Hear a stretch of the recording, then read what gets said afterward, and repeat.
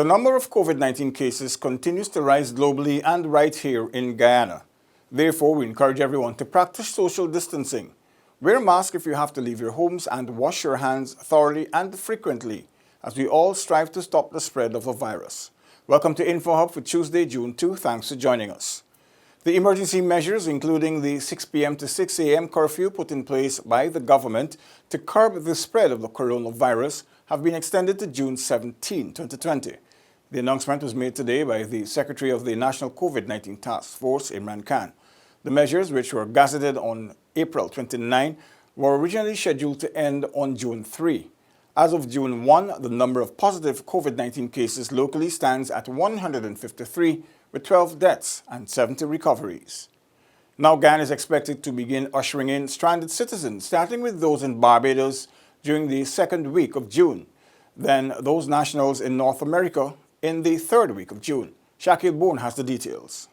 Director General of the Guyana Civil Aviation Authority, Lieutenant Colonel Egbert Field, made this disclosure on NCN's Context program. Returning are Guyanese that would have registered with the Ministry of Foreign Affairs no later than Thursday, May 21, 2020. This requirement is among a list of strict guidelines implemented by the National COVID-19 Task Force, NCTF, that must be satisfied prior to approval for repatriation. Just last week, the Director General said a 4-phase blueprint for the reopening of the airports was submitted to the National COVID-19 Task Force for review. Already, the Aviation Authority has made strides with the completion of a draft of the Standard Operating Procedures, SOPs, for the first phase of the document. Those SOPs will be instituted to safeguard health, safety, and security at the airports. On May 18, Guyana closed its airports to international flights to prevent the spread of COVID-19. Subsequent emergency measures extended the closure to June 3. Shakil Bourne for InfoHub. Guyanese stranded overseas who have been approved by the National COVID-19 Task Force to return home will be required to home quarantine for a period of 7 days upon their return. This means that those persons will be required to remain at their homes for 7 days and not leave for any reason, unless it is to seek emergency medical attention. All persons returning must also complete the repatriation form and submit a COVID-19 PCR test 48 hours prior to arrival. Only persons with negative PCR COVID-19 tests will be permitted on flights. The Guyana Elections Commission has disclosed that of the 207 names submitted of persons who would have voted but were out of the jurisdiction, 172 were found to be out of the country on Elections Day. More from Isaiah Braffett. The list of names was sent to the Commissioner of Police, Leslie James, by Chair of GCOM, Justice Retired Claudette Singh, after she received the list from the APNU plus AFC coalition, which is alleging electoral fraud. They would have provided a letter with an attachment of a total of 207 names. That was provided to the commission, I think sometime around the 20th of May. And in so doing, the chair would have written to the Commissioner of Police with that attachment on the 22nd of May. And a response, I think, was received on the 27th of May. The response from the commissioner would have indicated that 172 out of that 207 did not arrive or return to Guyana on or before the 2nd of March. The PRO noted that when the full commission meets, they will have to decide the way forward concerning the information received. However, the decision by the GCOM chair has not been welcomed by the opposition PPP, which is threatening to file a court action. GCOM Commissioner Vincent Alexander recently noted that it was the PPP that advocated for transparency before the recounting process began and is now finding ways to stymie the inverse. Isaiah Braffett for InfoHub. More news is after the break. Stay with us. This is Jamaica with a message from my people. We don't know COVID-19 will go. So for now, better stay at home.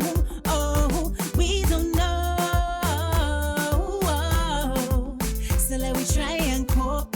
Sanitize or use a soap. Oh, I won't stop and don't you stop. Responsibility is what you've got to self-preserve the health you've got. Good hygiene we need to all adopt. I won't stop, don't you stop. Stay away from crowds cause it's way too packed. We all should stay 3 feet away. And in time we make this fire stop. This is a message from Tamika Marshall and the Ministry of Public Health in collaboration with PAHO WHO. Thanks for staying with us. The Caribbean Examinations Council, or CXC, on Monday released official timetables for the upcoming Caribbean Secondary Education Certificate, or CSEC, and Caribbean Advanced Proficiency Examination, CAPE, assessments. The CSEC examinations will be held from July 13 to August 4, whilst CAPE will start on July 13 and end on July 31. Timetables can be viewed and downloaded at www.cxc.org/download-timetables/. Registrar and Chief Executive Officer of the Caribbean Examinations Council, Dr. Wayne Wesley, announced the revised examination strategy back in March. He noted that during these unprecedented times, offering a modified examination process will allow students and administrators to remain safe during the examination season. The over 50,000 students sitting CSEC and CAPE in the Caribbean will be administered with one common paper, referred to as Paper 1. Final grades will be derived from this Paper 1 and the school-based assessments, or SBAs. Private students who do not prepare SBAs will be administered with a Paper 3. The Education Ministry is tasked with deciding which students will sit the upcoming examinations using the e-testing modality and which will utilize the traditional paper-based examinations. The ministry is also working with the National COVID-19 Task Force, or NCTF, to ensure the safety of all students who will be required to sit the examinations in July and August. And health authorities in Region 5 are continuing to strengthen their COVID-19 preventative strategies and their healthcare systems to deal with a possible surge.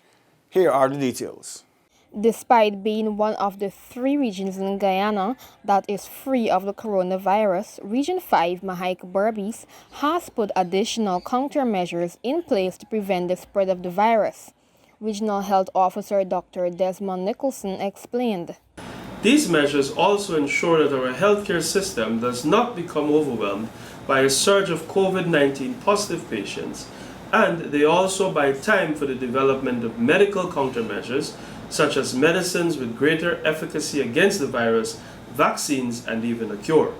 The countermeasures set in place include checkpoints for persons entering the region. We have established a quarantine facility at the Experiment Health Center. It has a capacity of 22 beds and allows us to safely quarantine those residents who have been exposed to COVID-19. Separate wards of the Maikoni Hospital have been designated for the isolation and proper management of COVID-19 positive patients. Efficient laboratory practices for sample taking and testing. Currently, 6 staff have been trained in sample taking. Testing is done at the National Reference Laboratory, and the turnaround time for results is 24 hours.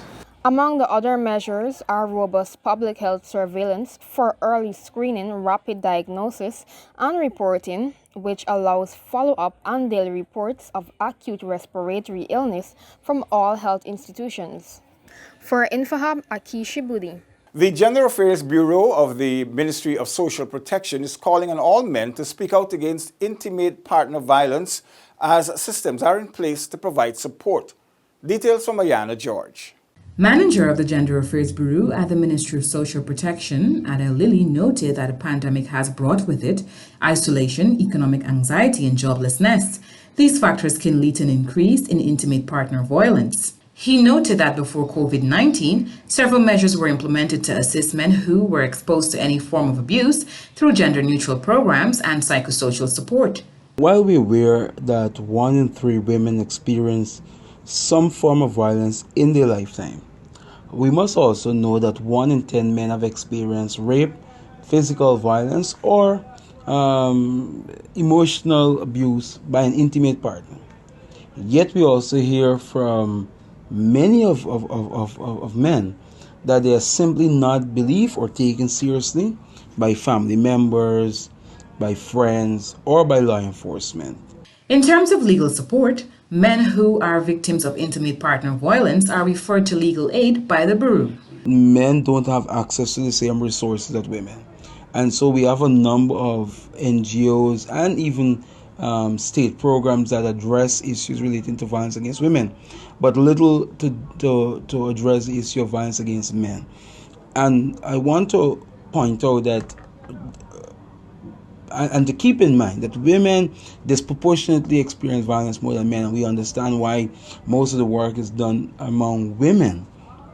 But we cannot neglect the fact that men are also experiencing violence, and our resources must also spend addressing the issues that men face. Lilly disclosed that while there is no increase of reported cases of gender-based violence to the agency, he is pleading with the public to report any form of violence to the relevant authorities. The Ministry of Social Protection, Gender Affairs Bureau will be strengthening collaboration with the Guyana Police Force and several non-governmental organizations to curb all forms of violence. For InfoHub, Ayana George. Now remember to do your part to ensure that you do not put yourself at risk during this time.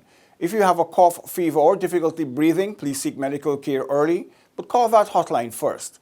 Now that's all for today. Connect with us on our social media platforms, including WhatsApp, Facebook, YouTube, and Instagram, as we bring you the latest and important news related to COVID-19 and much more. You can also subscribe to our website, dpi.gov.gy. Your Bridge Report is up next. Goodbye for now.